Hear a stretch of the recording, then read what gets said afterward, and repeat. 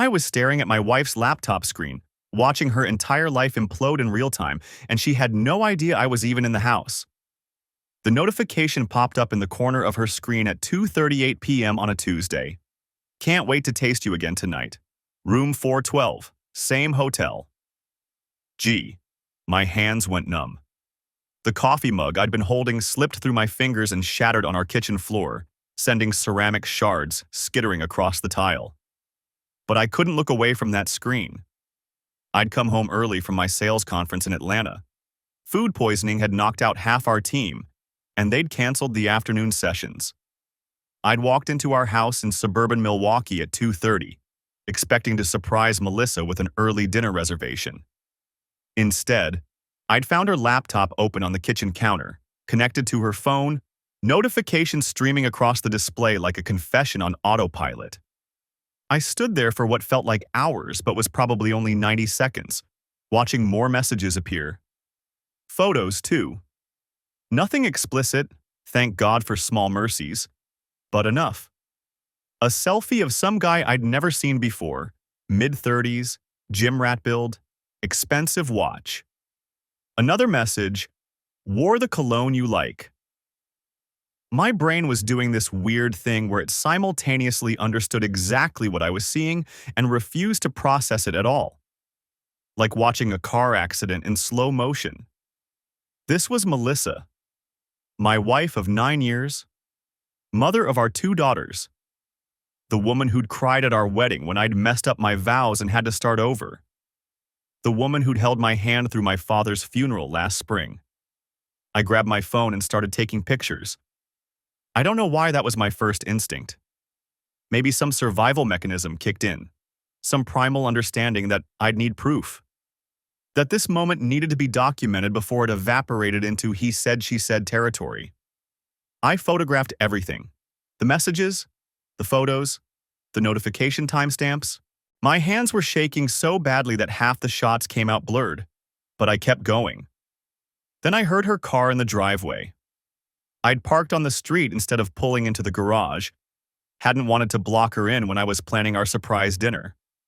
Now that decision became a lifeline. She didn't know I was home. The kitchen was visible from the front door, but I had maybe 10 seconds before she walked in. I ran. Actually ran, like a burglar in my own house, heading for the basement stairs. I made it down 3 steps before I heard the front door open. Hello? Melissa's voice echoed through the house, that familiar lilt that used to make my chest warm. Now it just made me want to throw up. Whose mug is this? I'd forgotten about the broken coffee cup. Stupid. But she didn't sound alarmed. Probably figured I'd stopped home briefly during my conference. I heard her footsteps crossing the kitchen, heard the laptop close. Then silence. I waited in the basement, crouched on the stairs like a criminal, listening to my wife move around upstairs. After 5 minutes, I heard the shower start running. She was getting ready for him. That's when the rage hit. Not the hot, explosive kind. The cold, calculating variety that settles into your bones and starts making lists. I pulled out my phone and looked at the photos I'd taken. Gee. The messages went back weeks, maybe months. I'd only captured what was visible on the screen. Same hotel meant this wasn't the first time. Taste you again meant I couldn't let myself finish that thought. I needed more information.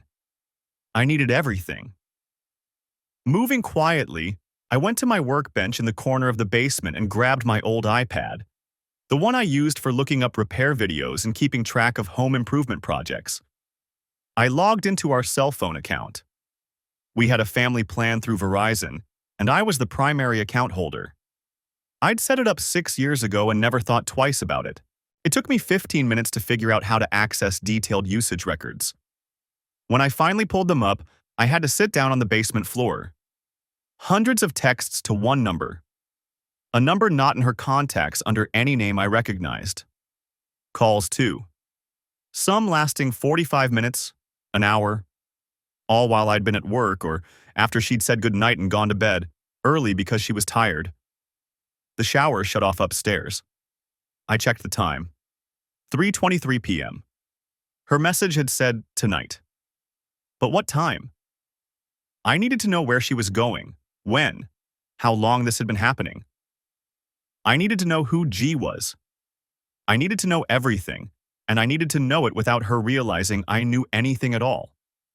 Because here's what I understood, sitting on that cold basement floor while my wife blow-dried her hair upstairs. If I confronted her now, she'd lie. She'd minimize. She'd trickle-truth me until I didn't know which way was up. I'd seen it happen to my buddy Trevor 3 years ago. His wife had fed him just enough honesty to keep him confused while she covered her tracks and hid assets. I wasn't going to be Trevor. I was going to be smart. I was going to document everything. And I was going to make sure that when this marriage ended, because it was ending, that much I knew with absolute certainty, I wouldn't be the one left holding nothing but questions and regrets. I sat in my car outside the house for 20 minutes after she left, watching her taillights disappear down Oakwood Avenue. The Verizon account was still open on my phone, those call logs burning into my retinas. 347 text messages in the past month alone. Calls at 11 p.m., 1 a.m. during her book club Tuesdays. My hands were steadier now. The initial shock had crystallized into something colder, more useful. I went back inside and opened her laptop again. Still logged in. She'd been in such a rush she hadn't even closed it. The meal planning app we'd been using for 2 years was open in a browser tab. Family Feast, the one we'd set up when we were trying to eat healthier, coordinate dinners around my travel schedule and the girls' soccer practices. I clicked through our shared recipes. Chicken marsala. Taco Tuesday variations. My mom's pot roast that Melissa had requested the recipe for after the funeral. Then I noticed it. A folder I'd never seen before. Date night specials. Private. My stomach dropped. I clicked it open. 12 recipes, all duplicates of dishes we'd made together over the years, but modified.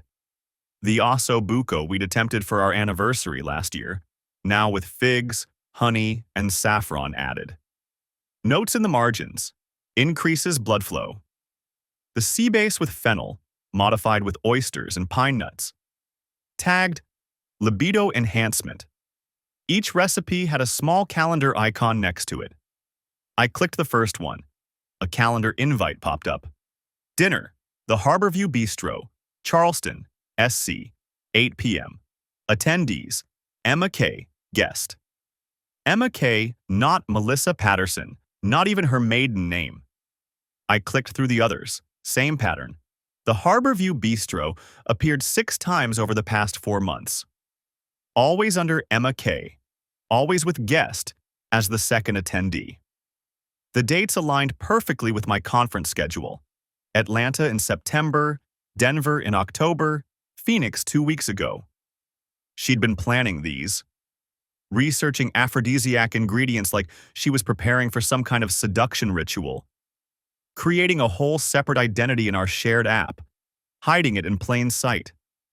I took screenshots of everything.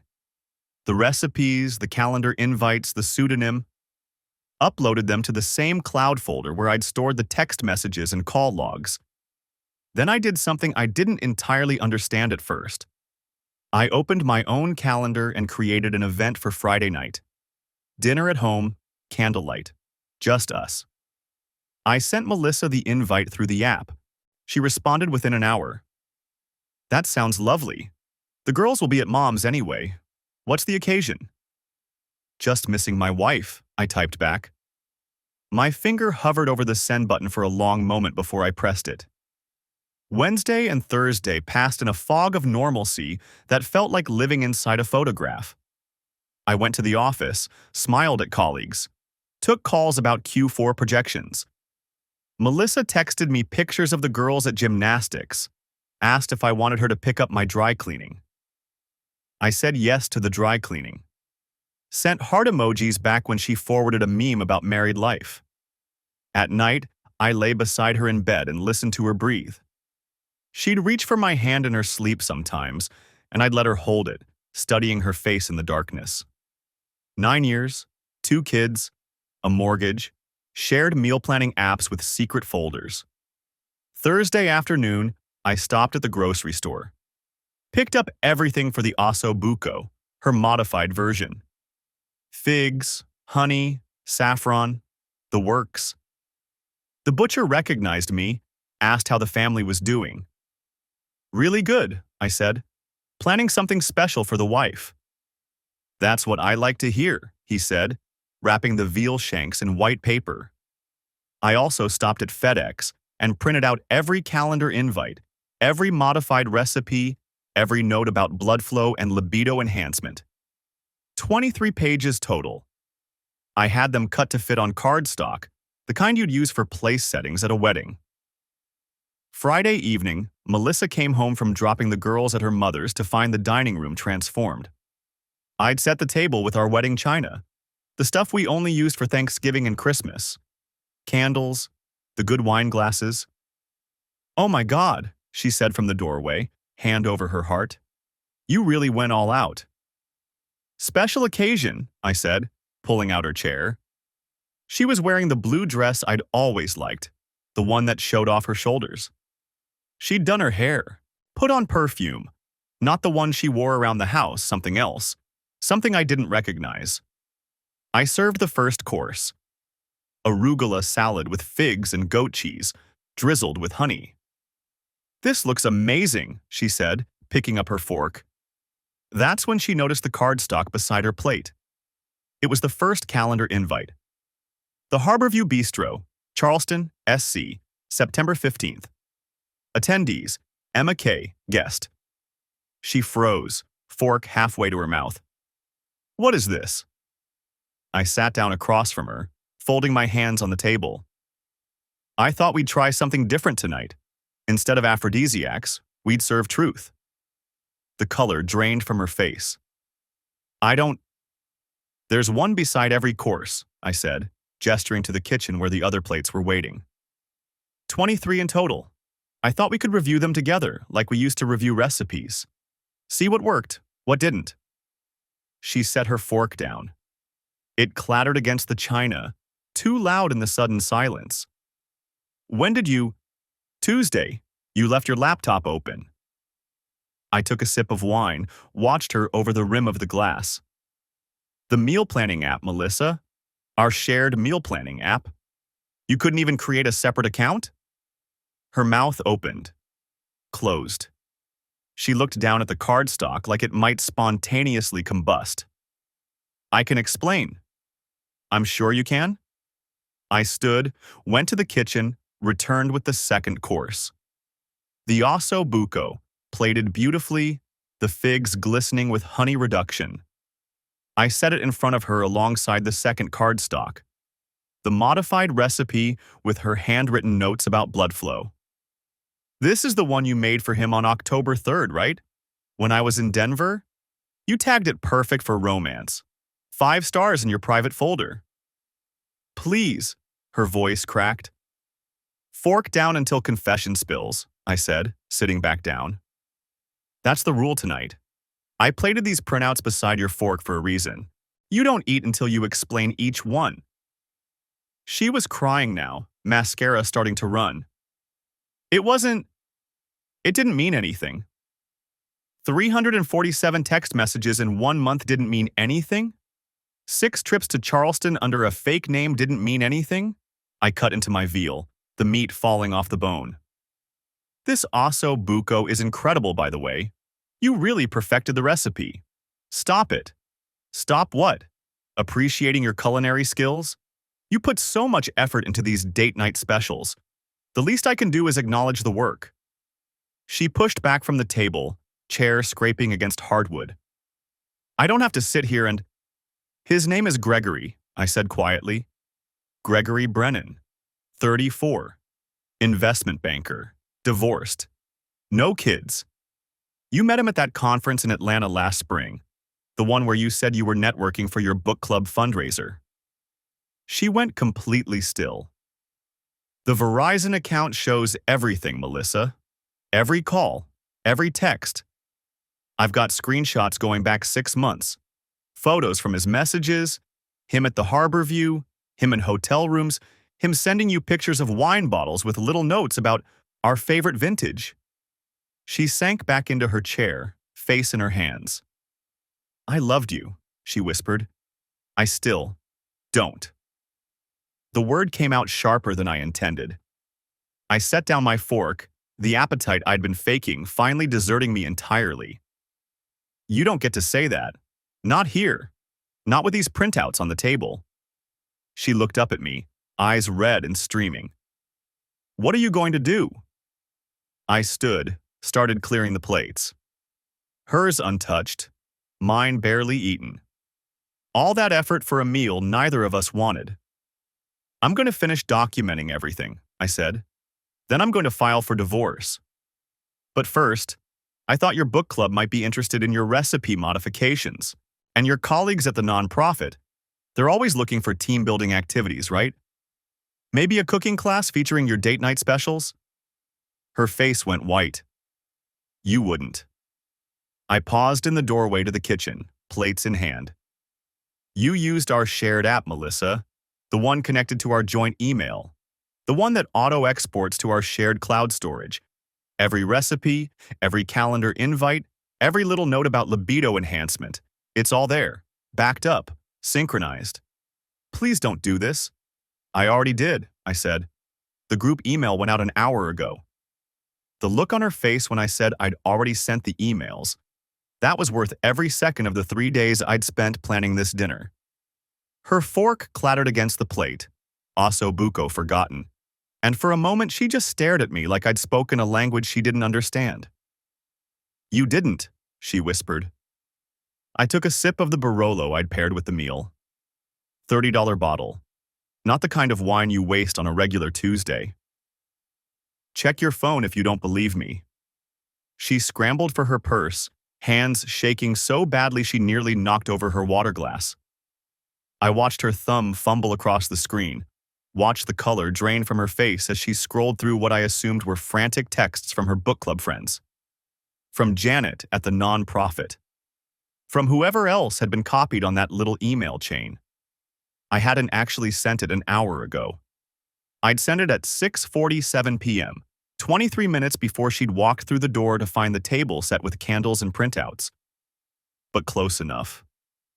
You bastard, she said, voice barely audible. You absolute... Careful. I cut another piece of veal, the meat falling off the bone exactly the way her recipe promised it would. You're the one who tagged these recipes aphrodisiac. I'm just following your instructions. Her phone kept buzzing. She wasn't looking at it anymore, just staring at me with something between horror and rage. Do you have any idea what you've done? Shared your recipes with people who appreciate good food? I chewed slowly. The email was pretty straightforward. Just forwarded the app exports. All those lovely notes about blood flow enhancement and libido boosters. Plus the calendar invites under your fake name. Emma K. I smiled. Creative touch, that. Those people, Janet's my boss. She's on the board. I know who Janet is. I'd met her at the nonprofit's holiday party last year. Stern woman, mid-50s, ran the organization like a military operation. I'm sure she'll find the documentation fascinating. Very thorough record-keeping on your part. Melissa's phone lit up again. She grabbed it, started typing something, then stopped. Started again. Her breath was coming faster now, shallow and panicked. I can explain to them. I'll tell them you fabricated this, With what? Photoshop? I gestured at the printouts beside her plate. The calendar invites are in your handwriting. The recipes have your login credentials. The app timestamps match your location data. I'd spent 6 hours Tuesday night cross-referencing everything, making sure the documentation was airtight. But sure, tell them I made it all up. See how that plays. She stood abruptly, chair scraping against the hardwood. I have to call Janet. I have to... Sit down. Something in my voice stopped her. Maybe the flatness of it, the complete absence of the anger she was probably expecting. We're not done with dinner, I said. You spent all that time perfecting these recipes. Least you can do is taste the results. I'm not hungry. Sit down. She sat. The phone kept buzzing between us like a trapped insect. I reached into my jacket pocket. I'd worn the charcoal blazer she'd bought me for our anniversary 3 years ago, figured it was appropriate, and pulled out a business card. Slid it across the table past the printouts and the cooling osso buco. That's the private investigator I hired yesterday, I said. His name's William Garrett. Former police detective, 20 years with Milwaukee PD, now does contract work for divorce attorneys. Very thorough, very discreet. Melissa picked up the card like it might burn her. You hired a... He's already got photos from this afternoon, actually. You and Gregory at that coffee shop on Water Street. The one with the outdoor seating. I'd gotten the first batch of surveillance photos at 4:15 p.m., right before I'd started prepping dinner. Gregory leaning across the table, hand on Melissa's wrist. Melissa laughing at something he'd said. Bill says Gregory's a creature of habit. Same coffee shop every Tuesday and Thursday. Same hotel every other Friday. I paused. Well, every other Friday when I'm supposedly traveling. Her face had gone from pale to gray. This is insane. The PI's not cheap, I continued, but we can afford it. Or I can anyway. I moved half the savings to a separate account Monday morning. Joint account, so legally I'm entitled. My attorney says, your attorney? Diane Kowalski. She's with Brennan and Associates downtown. I watched Melissa's expression shift as she processed the name. No relation to your Gregory before you ask. Different Brennan. She specializes in high-asset divorce cases. Very good at what she does. The phone buzzed again. Melissa's hand moved toward it, then stopped. The emails, she said quietly. What exactly did you send? I told you. The app exports, calendar invites, screenshots of the recipes with your annotations. I didn't mention the Verizon account logs. Those I was saving for the attorney. Nothing explicit, just enough for people to connect the dots. Who did you send them to? I'd spent Tuesday afternoon building the distribution list. Started with her book club. I had all their emails from the group thread about last month's selection. Added Janet and the 3 other board members at the nonprofit. Their contact information was on the website. Threw in Melissa's sister in Phoenix for good measure, plus her college roommate who'd been maid of honor at our wedding. Does it matter? I asked. She was crying now, silent tears tracking mascara down her cheeks. The candles flickered between us, casting shadows that made her look like a stranger. Maybe she always had been. I'm sorry, she whispered. I'm so sorry, I never meant... You never meant for me to find out. I set down my fork, finally. The veal had gone cold anyway. That's different from being sorry you did it. No, She wiped at her face, smearing the mascara worse.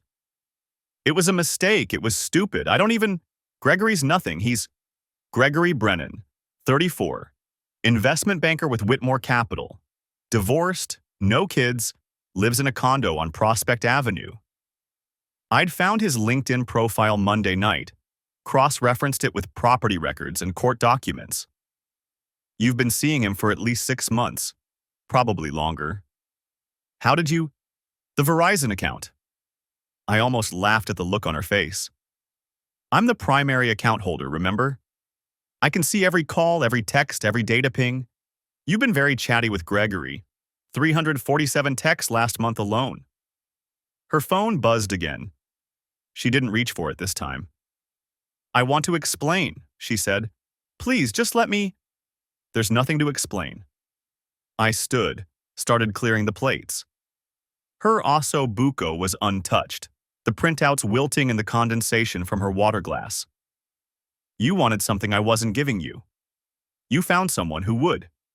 You created elaborate systems to hide it. Fake names, modified recipes, secret calendar invites. You planned date nights with him the same way we used to plan ours.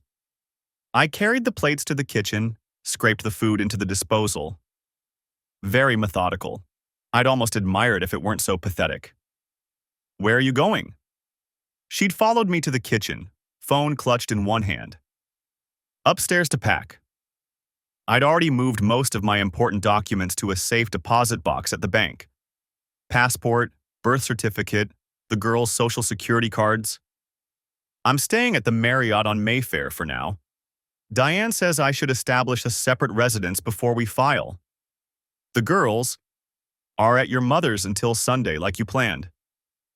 She'd arranged the sleepover last week, probably so she could have a free weekend with Gregory. The irony wasn't lost on me. We'll figure out custody arrangements through the attorneys. Diane thinks we can do joint with a structured schedule. 50-50, assuming you don't fight it. Of course I won't fight it, they're my daughters. Our daughters. The correction came out sharper than I'd intended. And you didn't think about them when you were sending Gregory those messages. When you were booking hotel rooms and lying about book club meetings. She flinched like I'd hit her. I walked past her toward the stairs, then stopped. One more thing. The travel points, I said. All the airline miles, hotel rewards, credit card points. I transferred them to my personal accounts this morning. Legally, they're marital assets, but possession is 9/10 of the law. Diane says you can fight for half in the settlement if you want, but it'll cost you more in attorney fees than they're worth. I'd racked up close to 400,000 points over the years, all those sales conferences and client meetings. I'm thinking Hawaii, maybe Thailand, somewhere far away from Milwaukee and Gregory Brennan and your goddamn aphrodisiac recipes. Her phone was still buzzing as I climbed the stairs. The doorbell rang at 7:47 a.m. Saturday morning, and I knew exactly who it was before I checked the security camera feed on my phone. Melissa's mother. I'd been awake since 5, sitting at the kitchen table with cold coffee and my laptop, watching the fallout spread across social media like a grease fire. Janet from Melissa's office had apparently forwarded my email to additional colleagues. Someone from the book club, probably Christine, she'd always been a gossip, had screenshot portions and shared them in what looked like a neighborhood Facebook group.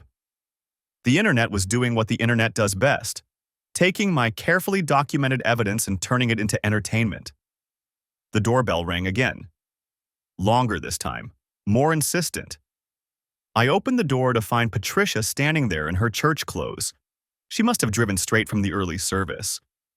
Her face was the particular shade of red that came from crying and rage competing for dominance. Where is she? Patricia pushed past me without waiting for an invitation. Where's my daughter? Upstairs, packing, I assume. I closed the door and followed her into the living room. Though I'm not sure where she's planning to go. Patricia wheeled on me. How could you do this to her? To your family? Sending those horrible emails to everyone she knows. I felt something cold settle in my chest. Did you read them? The emails? I don't need to read lies, and they're not lies. I kept my voice level. Every word is documented. Every recipe she tagged for him. Every calendar invite under a fake name. Every text message talking about what they did in hotel rooms while I was at conferences. Patricia's mouth opened and closed. For a moment, I almost felt sorry for her. Almost. She made a mistake, Patricia said finally. People make mistakes. But what you've done, destroying her reputation, her career. I didn't destroy anything. I walked to the kitchen counter and picked up my phone. I just forwarded her own words, her own planning. She tagged recipes as date night special and created calendar invites for bistros downtown using a pseudonym. She did that. Not me. You could have handled this privately. Like she handled her affair privately? The words came out sharper than I intended. 6 months minimum, Patricia. 6 months of her making him osso buco with my credit card while I was in Atlanta. Using our meal planning app. The one we set up together to coordinate family dinners, to schedule her dates with Gregory. Patricia sank onto the couch. She looked older suddenly, the fight draining out of her. I just, I can't believe Melissa would. Yeah, me neither. I set the phone down. But she did. Footsteps on the stairs. We both turned to see Melissa coming down with a rolling suitcase and a duffel bag. She'd changed clothes since last night, yoga pants and a sweatshirt instead of the dress she'd worn to our revenge dinner. Her eyes were swollen, makeup-free. She looked like she'd aged 5 years overnight. She stopped when she saw her mother. Mom, you didn't have to come. Of course I came. Patricia stood up, moving toward her daughter. Sweetheart, we need to talk about this. Maybe if you and David just took some time to… There's no time to take. I stayed where I was, leaning against the kitchen counter. Diane Kowalski already has the preliminary paperwork drawn up. We're filing Monday. Melissa's jaw tightened. I need to get my things. Take what you need for now. We'll arrange a time for you to get the rest later, with the attorney present. I'd rehearsed this part, kept it businesslike. The girls are at my sister's. I'll bring them back tomorrow evening. You can see them then if you want, but we're doing this through proper channels from now on. Proper channels? Melissa's voice cracked. They're my daughters. And you should have thought about that before you spent 6 months cooking aphrodisiac meals for your investment banker boyfriend. I pushed off the counter. You tagged recipes, Melissa. You created a whole separate folder in our shared app. Date night special. You made calendar invites under a fake name. You didn't just cheat, you documented it. You organized it like it was a project. Patricia made a small sound, somewhere between a gasp and a sob. Melissa's face went white. You never meant for me to find out? I picked up a manila folder from the counter, one of several I'd prepared. But I did. And now everyone else knows too. Your book club knows. Janet knows. The non-profit board knows. My attorney knows. The PI I hired knows. And he's got photos from Thursday afternoon at the Riverside Hotel that are going to look great in divorce court. You had me followed? Melissa's voice went up an octave. I had my wife followed, yes. Turns out she was meeting Gregory for afternoon appointments while I was supposedly at my conference. Except I came home early Tuesday. Saw the messages on your laptop. Spent 3 days documenting everything before you even knew I was back in town. Patricia stood frozen between us, her hands clutched together like she was praying. The travel points, I continued. All 340,000 of them. Those are in my personal account now. I transferred them Thursday morning. I'm thinking Belize, maybe Costa Rica. Somewhere warm where I can think about what I want my life to look like without a wife who uses our family meal planner to schedule her affair. Melissa's suitcase tilted, nearly falling over. She caught it, steadied it. You're enjoying this? No. And that was the truth. I'm not enjoying any of this, but I'm not going to be Trevor either. Who? Friend from college. His wife cheated. He tried to keep it quiet, work it out privately. She took him for everything in the divorce because he had no documentation. Told the judge he was controlling and paranoid. He lost custody, lost the house, lost half his retirement. I opened the folder, showed her the top page. Call logs from Verizon showing 347 messages between her and Gregory's number in March alone. I'm not losing anything I don't have to lose. Melissa stared at the page. Her hand went to her mouth. The app exports are all backed up, I said. Cloud storage, external hard drive, and copies with my attorney. Every recipe you tagged for him. Every calendar invite. Every note about wine pairings and ambiance. You built a digital trail, Melissa. I just followed it. I need to go. Melissa grabbed her suitcase handle, looked at her mother. Mom, can I stay with you? Patricia nodded mutely. One more thing. I pulled out another folder, this one thicker. I had the locks changed last night. This key is for supervised visits to get your remaining belongings. Diane will coordinate timing, and you should probably get your own attorney, someone local, someone who understands South Carolina divorce law. We live in Wisconsin, Melissa said. For now. But I'm thinking about relocating. Charleston, maybe. I've got friends there. Better weather? Fresh start. I set the folder on the coffee table. Don't worry, I'll make sure the custody arrangement is fair. 50-50, like I said. The girls need their mother, even if their mother made some spectacularly bad choices. Melissa's face crumpled.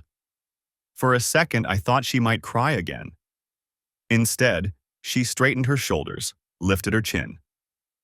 You're going to regret this. Maybe. I walked to the front door, opened it. But I doubt it. Patricia helped Melissa with her bags.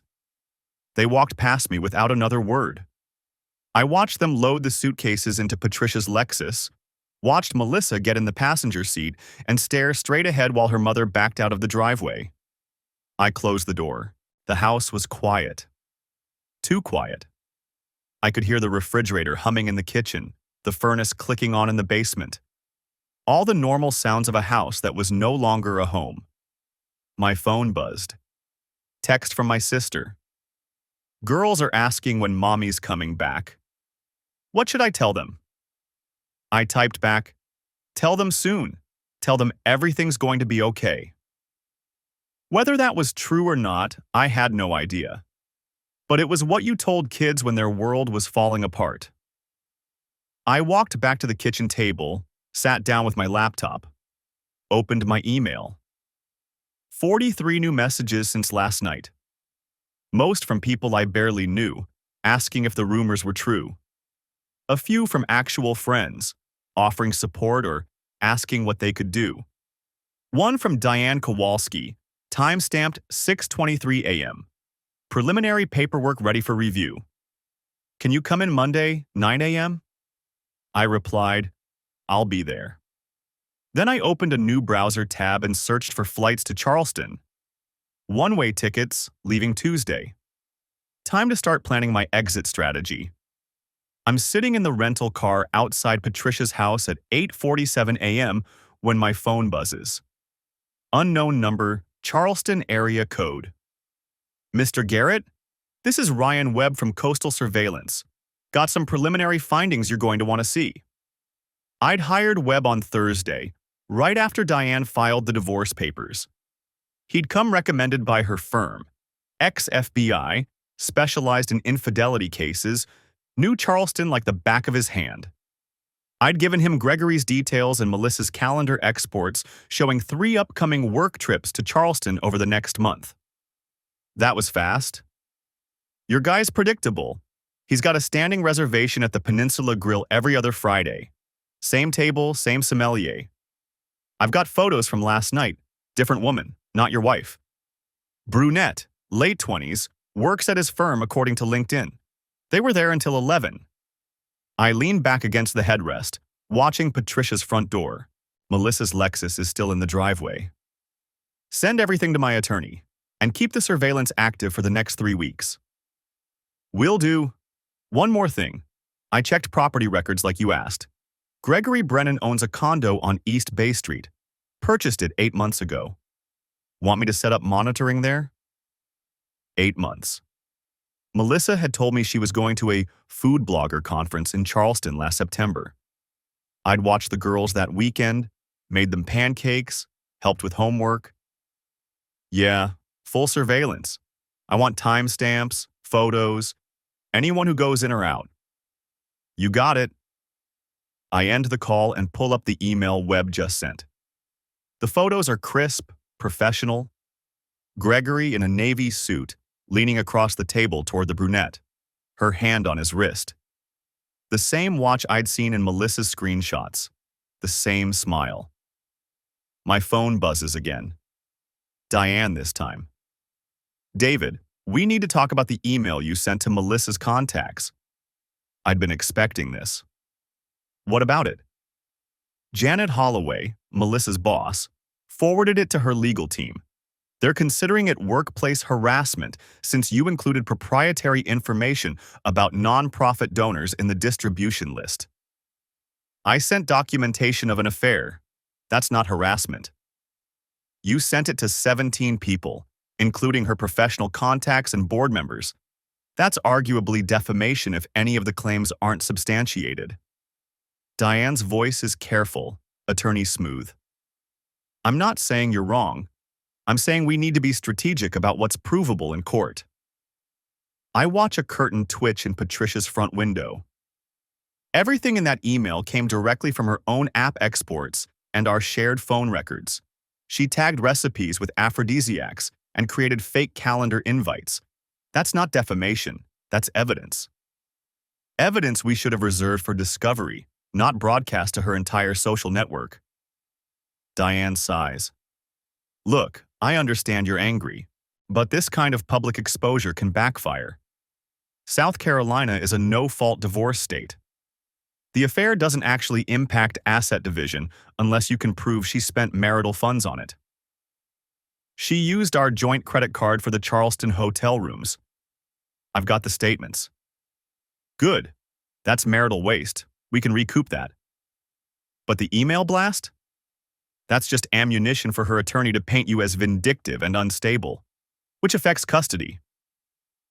The word lands like a fist to the gut. Custody.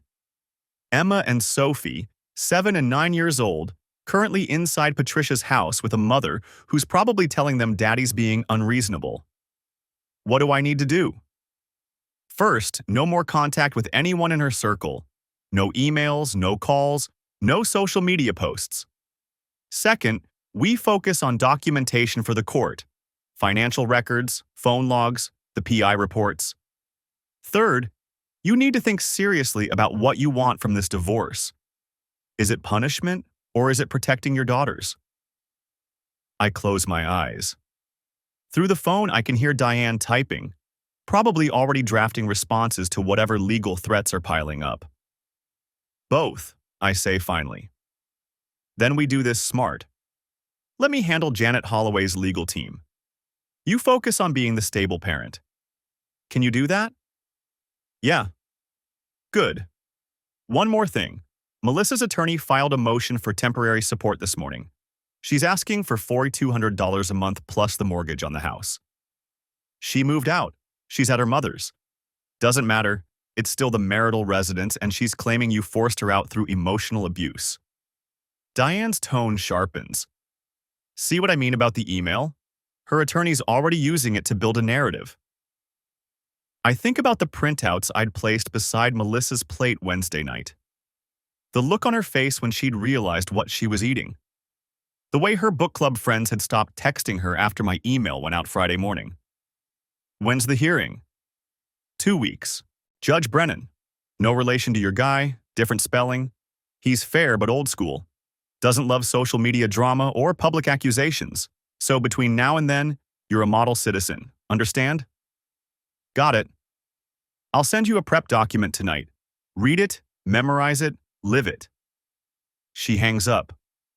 I sit there watching Patricia's house, thinking about $4,200 a month going to a woman who'd spent the last 6 months planning secret dinners with another man using recipes she'd perfected on our family meal app. The front door opens. Melissa comes out first, carrying a rolling suitcase and a garment bag. She's wearing yoga pants and an oversized sweater, hair pulled back, no makeup. She looks exhausted. Patricia follows, talking rapidly, gesturing. I can't hear the words, but I know that tone. Patricia in full protective mother mode, probably telling Melissa to fight for what she deserves. Don't let him bully you. You've got rights. Emma appears in the doorway, still in pajamas. My chest tightens. She's holding her stuffed rabbit, the one she's had since she was 2. Sophie pushes past her, already dressed, backpack on. I should get out of the car. I should walk up there and hug my daughters, tell them everything's going to be okay, that daddy loves them no matter what. But Diane's voice is still in my head. Stable parent, model citizen, no drama. So I sit there like a coward, watching through tinted windows as Melissa loads her suitcase into the Lexus. Patricia hugs both girls, then says something to Melissa that makes her shoulders stiffen. My phone buzzes. Text from Melissa. I know you're parked across the street. The girls want to see you. I look up. Sophie's spotted the rental car. She's always been observant, gets that from me. She's tugging on Melissa's sleeve, pointing. I get out of the car slowly, conscious of Patricia watching from the porch, probably already on the phone with Melissa's attorney. Sophie runs across the lawn, Emma trailing behind with her rabbit. Daddy! Sophie crashes into me, arms around my waist. Emma's more hesitant, hanging back. Hey, baby girl, I crouch down, pulling them both close. Sophie smells like Patricia's house, lavender and old furniture. Emma's rabbit is missing an eye. How are you guys doing? Mom says we're staying at Grandma's for a while. Sophie's voice is small. Are you still mad? Over their heads, I can see Melissa standing by her car, arms crossed. She's crying silently, mascara-free tears tracking down her face. I'm not mad at you, I tell Sophie. Not at either of you. You know that, right? Emma nods against my shoulder. Mom says you're not living together anymore. That's true, but I'm still your dad. That doesn't change. Can we come see your new place? Sophie asks. Mom says you're moving to Charleston. I glance at Melissa. She's looking away now, wiping her face with her sleeve. Maybe, I say carefully. We're still figuring things out. But wherever I am, you can always visit. Okay? Patricia calls from the porch. Girls, time to come in. Let your father go. Sophie hugs me tighter. I don't want you to go. I know, baby, but I'll see you soon. I promise. I kiss them both, then watch them walk back across the lawn. Emma turns once, waves with her rabbit's paw. Then, Patricia shepherds them inside and closes the door. Melissa's still standing by her car. For a moment, we just look at each other across 20 feet of suburban lawn. She opens her mouth like she's going to say something, then closes it. Shakes her head. Gets in the Lexus and drives away. I stand there until my phone buzzes again. Webb, the PI. Subject just arrived at the condo on East Bay. Female companion, matches description of your wife. Want me to proceed with documentation? I look at Patricia's house, thinking about Emma's missing eye rabbit and Sophie's small voice asking if I'm still mad. Then I text back, proceed. I want everything. The email from Ryan Webb at Coastal Surveillance arrives Thursday morning while I'm reviewing custody schedules with Diane Kowalski. Subject line: additional documentation, time sensitive. I open it on my phone under the conference table. 3 new photos, all time-stamped from last night. Gregory Brennan entering the same Charleston waterfront bistro, the one Melissa had tagged in her app as Date Night Special. But the woman on his arm isn't Melissa. Different hair color, taller, same expensive dress code. I forward it to Diane without comment. Her phone buzzes. She glances down, then back at me. That's the investigator's report? Just came through. She enlarges the photos, studies them with the same expression she'd used reviewing Melissa's temporary support filing. Neutral, clinical. This is the same individual from your wife's affair? Same guy, different woman. She sets her phone face down. Wisconsin is a no-fault state, David. Infidelity doesn't affect property division, but it can influence custody if we demonstrate a pattern of deception that impacts parenting. He's got a rotation. The words taste bitter. She wasn't special. She was just available. Diane doesn't disagree. The question is whether your wife knew she was part of a pattern or whether she believed this was an exclusive relationship. Either way, it strengthens our position that her judgment regarding the children's welfare is compromised. My phone buzzes again. Text from an unknown number. Stop having me followed. This is harassment. My attorney will be filing a restraining order. I show Diane. That's from Melissa? Different number. She must have gotten a new phone. Don't respond. Diane makes a note on her legal pad. Any communication goes through attorneys now.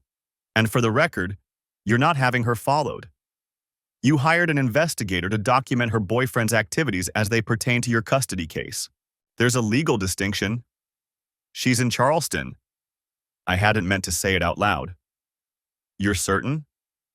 The app data showed reservations under her fake name, Emma K. Same restaurants the PI's been documenting. She must have gone down there after moving to her mother's. Diane taps her pen against her notepad. Has she seen the children since she left? Twice. Supervised visits at Patricia's house. Emma asked why Mommy doesn't live with us anymore. I'd rehearsed that conversation with Diane beforehand. Keep it simple, age-appropriate, don't assign blame. It still felt like swallowing glass. I said Mommy needed some time to think about things. And Sophie? She's not talking much, draws a lot. Her teacher emailed asking if everything's okay at home. Diane writes something else down. I'll need that email. Documentation of behavioral changes in the children supports our argument for primary placement. The clinical language helps. Makes it evidence instead of my daughter shutting down because her mother chose an investment banker with a rotation of side pieces over family dinners. Melissa's attorney is pushing hard on the narrative that you're controlling and vindictive, Diane continues. The email blast to her workplace and social network, they're framing it as emotional abuse and reputational destruction. I forwarded documentation of her affair, with commentary, and to her employer. Diane meets my eyes. I'm not saying she didn't deserve exposure, David. I'm saying her attorney will use it to paint you as unstable, especially if she's now claiming she felt trapped in the marriage that your behavior demonstrates why she sought comfort elsewhere. The rage flickers, but I've gotten better at controlling it. So she cheats, I prove it, and I'm the bad guy. In family court sometimes. Diane closes her folder. Which is why we focus on the children. Not revenge, not punishment, their best interests. You're the stable parent. You're the one who maintained the household, documented her deception to protect yourself legally, and ensured the children's routines continued uninterrupted. While she's in Charleston with a guy who's already lining up her replacement. We don't know that she's with him. We know she made reservations. We know he's there with someone else. Diane stands, signaling the meeting's end. Let me handle the restraining order threat. Don't contact her. Don't contact him. Don't hire additional surveillance without clearing it with me first. Understood? I nod. And David? She pauses at the door. The travel points you reallocated. Where did they go? My account. I've got enough for 2 international tickets. Don't leave the state without notifying me. Custody jurisdiction gets complicated if you relocate during proceedings. That night, Emma asks if we can make Mommy's chicken recipe for dinner. I'm standing in the kitchen with my phone open to the meal planning app. Melissa's profile still shows her collection of recipes, including the ones she'd duplicated and modified with oysters, figs, dark chocolate. The date night special tags are still there. I haven't deleted anything. Which chicken recipe, sweetheart? The one with the lemon. She made it for my birthday. I scroll through Melissa's saved meals until I find it. Lemon herb chicken, roasted vegetables, rice pilaf. No aphrodisiac ingredients. No hidden calendar invites. Just a normal family dinner she'd made dozens of times. The irony isn't lost on me. I'm cooking my cheating wife's recipe for our daughter while she's presumably eating at overpriced Charleston bistros with a man who doesn't know her middle name. Okay, go wash your hands. Emma runs off. Sophie's already at the table, coloring. She's drawn our house, the 4 of us standing in front. Stick figures holding hands. Except Melissa's figure is slightly separated, standing to the side. I start prepping chicken breasts, following Melissa's instructions exactly. She'd been good at this, the meal planning, the organization, making sure we ate together as a family at least 4 nights a week. I'd traveled too much, missed too many dinners. Let her handle the domestic choreography while I focused on sales targets and commission structures. Maybe that's what her attorney would argue, that I was absent, that she was lonely. Except I have timestamps proving she was planning affairs while I was at our father's funeral. While I was crying in a hotel room in Atlanta, she was messaging Gregory about weekend getaways. My phone buzzes. Email from Patricia. David, Melissa asked me to reach out. She wants to see the girls this weekend. Unsupervised. She's their mother and this separation is hurting them. Whatever happened between you two, they need her. I read it twice, then forwarded it to Diane without responding. The chicken goes in the oven. I set the timer, then opened the app exports I'd sent to Melissa's book club and colleagues. 3 weeks ago, that had felt like justice. Now it just feels like evidence in a custody battle I never wanted to fight. Emma returns, hands dripping water. Daddy, when is Mommy coming home? Sophie looks up from her drawing. I grab a dish towel, dry Emma's hands. I don't know, honey. Is it because of us? No. I kneel down so we're eye level. No, Emma. This has nothing to do with you or Sophie. Grown-up stuff is complicated sometimes. Madison's parents got divorced. She has 2 houses now. Let's not worry about that right now. Let's just have dinner. But Emma's not done. Madison says her dad has a girlfriend. Do you have a girlfriend? No. Does Mommy have a boyfriend? Sophie's crayon stops moving. I should have prepared for this. Should have asked Diane what to say when the inevitable questions came. Instead, I'm kneeling on kitchen tile, looking at my 7-year-old daughter, trying to figure out how much truth is appropriate. Mommy's spending time with some friends right now. That's why she's staying at Grandma's. But you're mad at her. I'm disappointed. But that doesn't change how much we both love you. The timer goes off. I stand, grateful for the interruption, and pull the chicken from the oven. It looks exactly like Melissa's version. Golden skin, herbs crisped perfectly, lemon slices caramelized. We eat together at the table. Emma talks about school, about her friend's new puppy, about the science project on weather patterns. Sophie stays quiet, pushing rice around her plate. After dinner, after baths and bedtime stories and the elaborate ritual of tucking them in, I sit in the living room with my laptop and pull up the meal planning app one more time. Melissa's last login was 2 days ago. From Charleston, according to the IP address. I click through her recipe collection, looking for the duplicates she'd made. The aphrodisiac versions are still there, still tagged Date Night Special, still linked to calendar invites under the name Emma K. She'd used our daughter's name as her alias. That detail had gotten lost in everything else: the confrontation, the divorce filing, the custody battle. But now, sitting alone in a house that's too quiet, it hits differently. She'd used Emma's name to book hotel rooms with Gregory Brennan. My phone buzzes. Text from Ryan Webb. Subject departed Charleston Bistro at 10:47 p.m. with female companion. Different individual from previous surveillance. Proceeding to Harbor Inn. Continue documentation? I stare at the message. Melissa's either there watching it happen, or she's already figured out what I apparently needed a PI to confirm. Gregory Brennan doesn't do exclusive. I type back, continue. Bill to same account. Then I open my laptop and check the travel points balance. Enough for 2 tickets to Costa Rica, or 3 weeks in Portugal, or a dozen long weekends scattered across the next year. Melissa's reduced to microwave meals in her mother's guest room, or expensive bistro dates with a man who's already shopping for her replacement. And I'm here, in the house we bought together, cooking her recipes for our daughters, trying to figure out how to explain why their mother chose room service with strangers over bedtime stories with them. The app notification pops up. Melissa has added a new recipe, starting over smoothie. I click it. Spinach, banana, protein powder, almond milk. Posted 14 minutes ago from Charleston. She's still using our shared app. Still posting recipes like we're still planning meals together.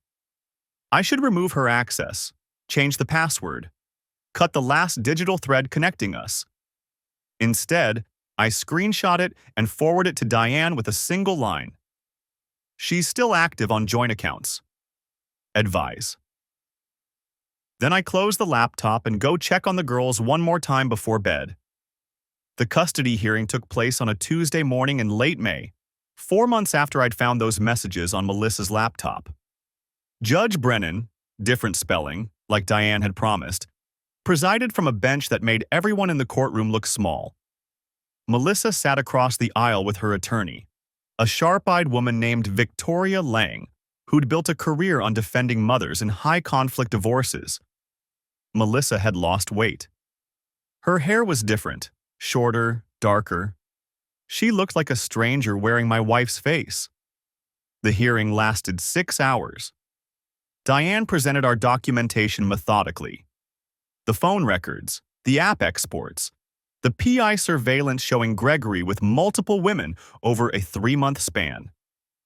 The credit card statements proving Melissa had spent $4,300 in marital funds on hotels and dinners that had nothing to do with our family.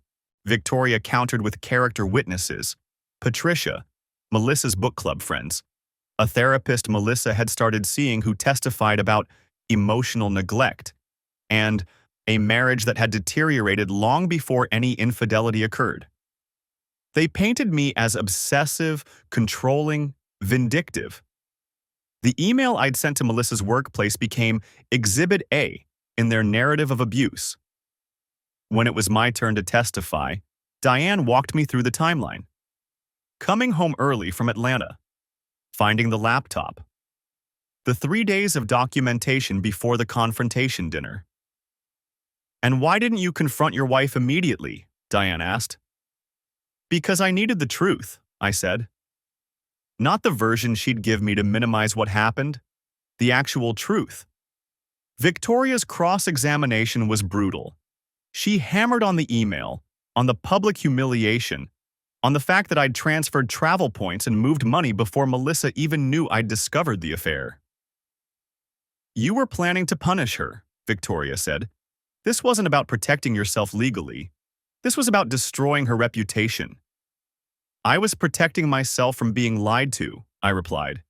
She'd already proven she was good at deception. I wasn't going to give her the chance to do it again. By sending intimate details of her private life to her employer, her friends, her colleagues. By forwarding documentation she'd created herself. She tagged those recipes. She made those calendar invites. I just shared what she'd already written. Judge Brennan called a recess. We reconvened 2 hours later for his ruling. "This court recognizes that infidelity occurred," he began, reading from notes. "The documentation is extensive and credible. However, Wisconsin is a no-fault divorce state.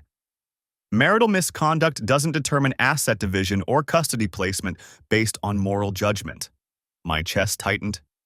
What does concern this court is the pattern of behavior demonstrated by both parties following the discovery of the affair. Mrs. Patterson's deception was significant and prolonged. Mr. Patterson's response, while understandable emotionally, crossed lines that raise questions about judgment and proportionality. He looked directly at me. Forwarding private communications to your spouse's employer and social network, regardless of their accuracy, demonstrates a level of vindictiveness that this court cannot ignore when evaluating parental fitness. Melissa's attorney was trying not to smile. However, Judge Brennan continued, Mrs. Patterson's subsequent behavior, including traveling to Charleston multiple times during custody proceedings, maintaining contact with the individual at the center of the affair, and failing to prioritize stability for the minor children, equally demonstrates questionable judgment. The smile disappeared. Therefore, this court orders joint legal custody with a structured placement schedule. Physical placement will be divided equally, alternating weeks, with modifications for school schedules and holidays to be determined by a court-appointed mediator. Neither parent is to disparage the other in the presence of the children. All communication regarding the children will occur through a court-monitored app. Violation of these terms will result in contempt charges and potential modification of placement. He set down his notes. As for asset division, the court finds that Mrs. Patterson did waste marital funds on extramarital activities. Mr. Patterson is entitled to reimbursement of $4,300 plus interest. However, the travel points transferred prior to filing represent marital assets and will be divided equally. Mr. Patterson will transfer 170,000 points to an account designated by Mrs. Patterson within 30 days. I felt Diane's hand on my arm, a warning not to react. Finally, regarding the family residence, it will be sold and proceeds divided equally after outstanding mortgage and fees. Neither party has demonstrated sufficient cause for exclusive possession. Judge Brennan stood. This court is adjourned. The house sold in August for $340,000. After the mortgage, realtor fees, and splitting everything down the middle, I walked away with $73,000. I used it for a down payment on a condo in Bayview, close enough to Emma and Sophie's school that they could bike over on my custody weeks. Melissa moved into an apartment near her mother's place. The girls adjusted the way kids do, slowly, with occasional breakdowns and a lot of questions I didn't always know how to answer. Sophie started therapy. Emma joined soccer and threw herself into it with an intensity that reminded me of myself at that age, channeling everything complicated into something she could control. I saw them every other week, plus Wednesday dinners and alternating holidays. It wasn't enough. It would never be enough. But it was what the court had ordered, and I'd learned the hard way that fighting for more would only hurt them worse. Melissa and I communicated through the court app, brief messages about pickup times and permission slips and whether Sophie needed new cleats. We were civil, professional. Two people coordinating logistics for shared assets that happened to be human beings we both loved. I never asked if she still saw Gregory. She never mentioned him. 6 months after the divorce finalized, I was cleaning out the condo's spare closet when I found the box of wedding photos. Melissa in her dress, laughing at something off camera. Me with my hand on her waist, looking at her like she was the only person in the world.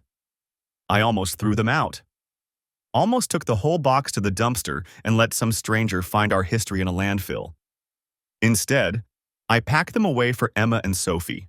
Someday, they'd want to know their parents had loved each other once, that their family had been real before it fell apart. The truth I'd been chasing that Tuesday afternoon when I found Melissa's laptop turned out to be simpler than I'd wanted to believe. People are complicated. They make choices that destroy the things they claim to value. They lie to themselves as much as they lie to others. And sometimes the act of exposing those lies does more damage than the lies themselves. I'd wanted justice, documentation, proof that I was the wronged party, the victim, the one who deserved vindication. What I got was a custody schedule and half of everything. The meal planning app still exists on my phone. I deleted Melissa's profile from my view, but sometimes I'll open it and see the recipes we made together. The pot roast, the chicken marsala, the lemon herb chicken Emma still asks for on her birthdays. I make them following her instructions exactly, because whatever else she was, Melissa knew how to feed our family. The aphrodisiac recipes are gone. I deleted those myself, along with the calendar invites under Emma K. and the screenshots I'd taken that Tuesday afternoon. Diane had copies for the court records, but I didn't need them anymore. The truth they'd revealed was already written into the shape of my life. I don't know if Melissa ever figured out that Gregory was cycling through women the whole time she thought she was special. I don't know if she regrets what she did, or if she's rewritten the story in her head to make me the villain and herself the victim of a controlling husband. It doesn't matter. The marriage is over. The documentation is filed. The assets are divided. What remains are two girls who need both their parents to show up, be present, and demonstrate that love, even when it fails, doesn't have to mean destruction. Some nights, when Emma and Sophie are asleep in their rooms during my custody week, I'll sit on the condo balcony and think about that moment in the kitchen when the notification first appeared. Can't wait to taste you again tonight. If I could go back, would I do it differently? Confront her immediately instead of documenting everything? Skip the revenge dinner and the email blast? Handle it privately instead of turning our marriage into evidence? Maybe. Probably. But I can't go back. None of us can. We can only move forward with the consequences of our choices, trying to minimize the damage to the people who didn't ask to be collateral. The lesson, if there is one, isn't about trust or verification or protecting yourself from deception. It's simpler and harder than that. When you set out to prove someone else's guilt, make sure you're prepared for the court to find fault on both sides. Because in the end, the truth doesn't care about who is right or wrong. It only cares about what actually happened. And what happened is this. I found proof of my wife's betrayal, documented it meticulously, and used it to blow up our life together. She cheated, I retaliated, and our daughters paid the price. We're both guilty. We're both victims. And we're both responsible for figuring out how to raise two kids in the wreckage of what we destroyed. That's the truth I live with now. Not the one I was looking for that Tuesday afternoon, but the one I earned through every choice I made after. It'll have to be enough.